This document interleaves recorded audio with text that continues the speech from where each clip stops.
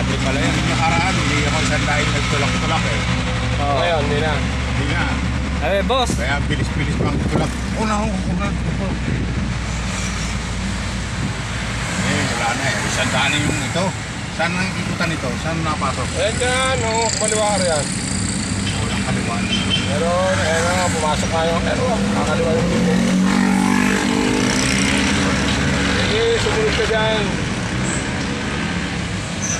Ilang, sumunod ka dyan. Ang tanong, saan ka maparado dyan sa loob? Sa paradahan yan, magkahan tayo sa loob. Kasi pang biyahe lang yung mga natin. Ayan o, may mga paskil naman dyan o. Sabi mo, saan ka pwede magparada? Sa truck. Ayan, sa guardia.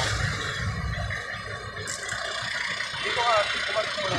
Dito kami, doon. Kaya mo, ayaw ko. Diretso lang. Ayaw ko tingnan. Diretso lang.